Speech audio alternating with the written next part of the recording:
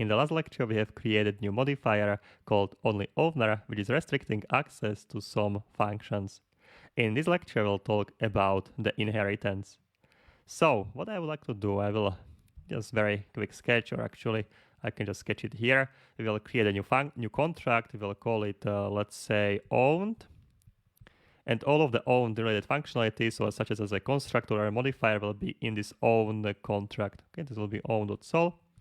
And simply our contract storage, or actually faucet, I should say faucet, will be inheriting this owned. Okay, so we'll be specifying here inheritance. All the functionalities from owned will get into the faucet. And if we have a multiple contract, so we have a contract 1, contract 2, we want to reuse this functionality, we can simply just provide here their inheritance to other contracts as well. It's very simple. All right, so let's do it. Okay, so open here files and a contract. Let's create here a new file. Let's call it owned.sol. All right, and we'll create here functionality, normal contract functionality. So we'll specify all of this here. Okay, so some headers, license and pragma, and a contract name. So contract name will be owned. I have here a type of contract owned. And we'll copy functionality from our faucet we would like to share. So we would like to share owner. We can remove it from here. We'll provide it to owned. All right, we'll get a constructor. We'll completely remove it, copy it, remove it. Let's provide it here. All right, and then onlyOwner, let's copy it from here. And let's provide it here.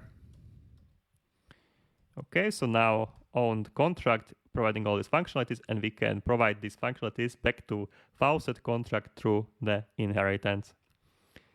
Okay, so in a faucet contract back here, we can import here.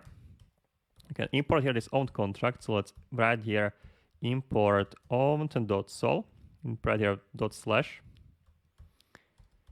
Okay, so we're importing all of the contract from owned.sol, /, and now we can write here faucet is owned.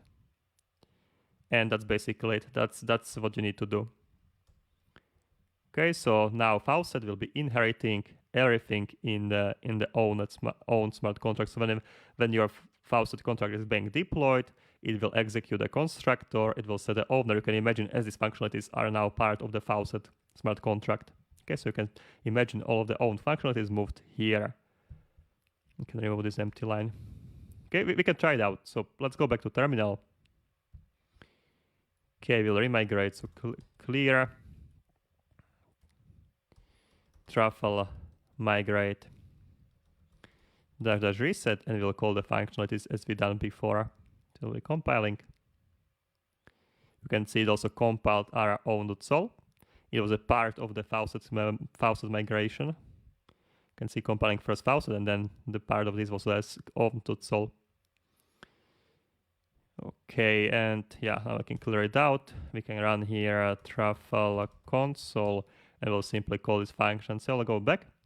I will copy our instance.